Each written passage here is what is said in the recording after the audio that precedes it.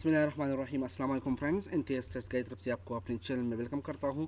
Friends, हाँ, ये second video है एसएसटी मैथ फिज़िक्स के लिए जो हमने स्टैटिस्टिक के लिए एक सीरीज़ स्टार्ट किया था। तो ये इसका बेसिक पार्ट है, इतना मुश्किल नहीं है, सिंपल है। तो लेट इसको स्टार्ट करते हैं। तो यहाँ पर जो क्वेश्चन नंबर फर्स्ट है, क्वेश्चन नंबर फर्स्ट है कि world statistic is define as. जो ये वर्ड स्टैटिस्टिक है, हम इसको किस तरह डिफाइन कर सकते हैं? इधर सिंगुलर डिफाइन कर सकते हैं, प्लूरल डिफाइन कर सकते हैं, या दोनों। तो यहाँ पर ऑप्शन सी करेक्ट है। इसको हम सिंगुलरली एज वेल एज प्लूरली इसको हम डिफाइन करते हैं। अब इन दोनों का मीनिंग क्या है, अगली क्वेश्चन में इसका जो आंसर है वो यहाँ पर मौजूद है। तो let question number two. Question number two इस तरह है कि in plural sense statistic means. Plural sense में स्टैटिस्टिक का मीन क्या होता है? तो जब हम स्टैटिस्टिक को डिफाइन करते हैं डिक्शनरी के रूप से, तो यहाँ पर इसका मतलब होता है डेटा। वेरी सिंपल, इसका मतलब होता है डेटा। लेकिन अगर हम इसको एज ए सब्जेक्ट डिफाइन करना चाहते हैं, तो इसका मतलब होता है science of summarization and description of numerical facts. इसको हम कहते हैं स्टैटिस्टिक। तब ये होता है सिंगुलर। तब ये क्या होता है? सिंगुलर। इसको हम डिफाइन करते हैं। तो यहाँ पर टू हम इसको इस तरह का डिफाइन कर सकते हैं कि एक सेंस में हम प्लूरल होता है, एक सेंस में ये होता है सिंगुलर। तो एज अ डिक्शनरी ये होता है प्लूरल, जिसका मीनिंग है डेटा। जबकि एज अ सब्जेक्ट अगर हम इसको डिफाइन करना चाहते हैं, तो इसका मीनिंग होता है science of summarization and description of numerical facts. अगर यहाँ पर अनसर्टिनिटी हो तो इसके बाद हमको कंक्लूजन भी लेना पड़ता है। तो नाउ क्वेश्चन नंबर थ्री। अब क्वेश्चन नंबर थ्री इस तरह है कि स्टैटिस्टिक को हम किस तरह एक्सप्रेस कर सकते हैं? डिस्क्रिप्टिव फॉर्म में लिखते हैं, एबिलिटिव में, क्वालिटेटिव फॉर्म में लिखते हैं, या हम इसको लिखते हैं क्वांटिटेटिव फॉर्म में? क्वेश्चन नंबर डी, इसका जो रिजल्ट है ये अगले क्वेश्चन में भी क्लियर हो जाएगा। क्वेश्चन नंबर फोर है statistic is the backbone of. Statistic किसकी बैकबोन है? तो ये है, इकोनॉमिक में भी यूज होता है, लेकिन ये बैकबोन है इज और research. Option C is correct.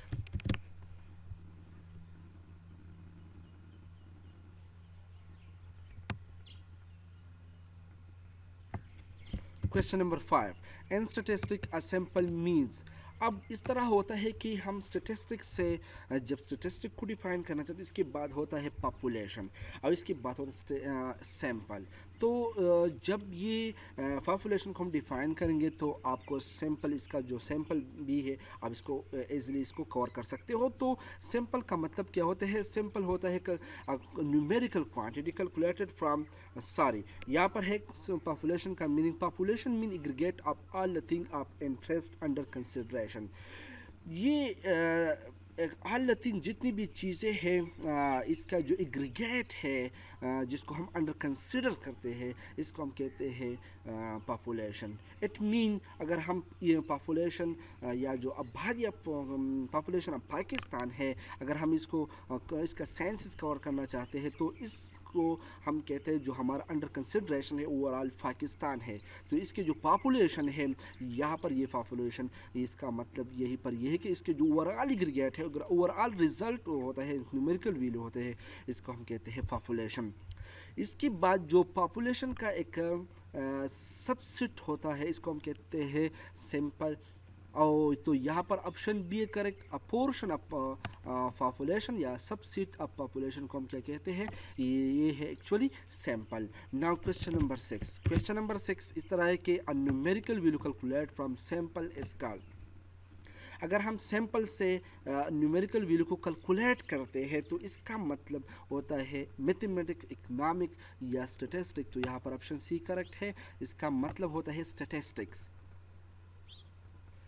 लेकिन इसकी अगेंस्ट अगर हम इस तरह कहते हैं कि पॉपुलेशन से हम एक क्वांटिटी, एक न्यूमेरिकल क्वांटिटी को कैलकुलेट करते हैं, तो इसको हम क्या कहते हैं, जिसको मैंने यहाँ पर इसको लिखा है, तो यहाँ पर ये है पैरामीटर। तो हो सकता है कि सर क्वेश्चन भी इंक्लूडेड हो टेस्ट में, तो यहाँ पर अगर हम न्यूमेरिकल वैल्यू कैलकुलेट करते हैं सैंपल से तो इसको स्टैटिस्टिक कहा जाता है, लेकिन अगर हम इसको कैलकुलेट करते हैं पॉपुलेशन से तब इसको हम कहते हैं parameter. Now question number 7. Question number 7 है census report used as a source of data। जब सेंसस बिल्कुल अपनी पीक पर पहुंच जाते हैं, जब इस सेंस आपको कवर करते हैं, इससे एक डाटा की शक्ल इससे हम कंप्लीट करते हैं, तो ये कौन से डाटा हम तब अगर इसको यूज़ करते हैं तो इस डाटा को हम कौन से डाटा कहते हैं, प्राइमरी डाटा होता है या secondary.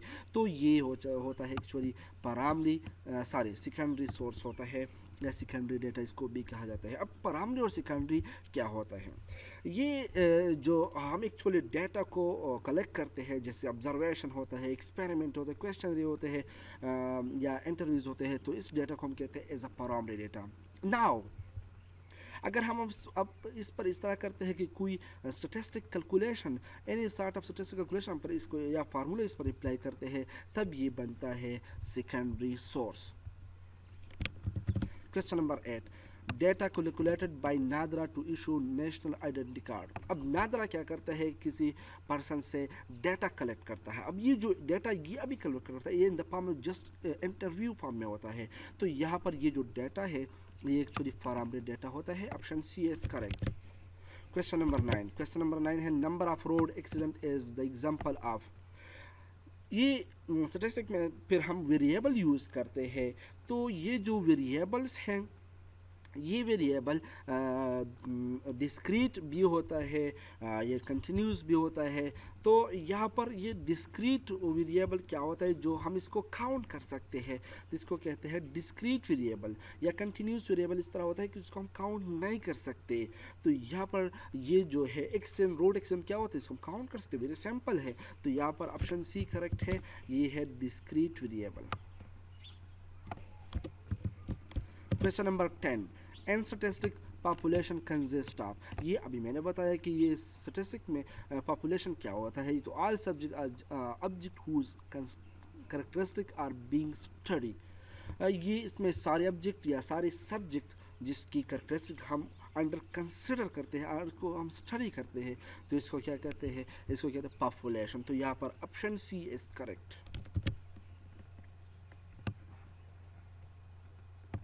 Question number 11. Question number 11 है the sum of square of deviation is least if measure from। ये जो है स्क्वेयर ऑफ डिविएशन, अब डिविएशन एक अलग चीज़ है, वेरिएंस अलग चीज़ है, तो सम ऑफ स्क्वेयर ऑफ डिविएशन हम किस से कैलकुलेट कर सकते हैं, तो ये हम कैलकुलेट करते हैं मीन से। ऑप्शन ए करेक्ट है। और ये variance always calculate from this formula. आप सिंपल यहाँ पर देख सकते हो कि ये क्या है, यहाँ पर ये सम, ये जो एक रिजल्ट है एक्स एनी सैम्पल वैल्यू है, जबकि म्यू यहाँ पर क्या है, ये एवरेज वैल्यू है द डेटा।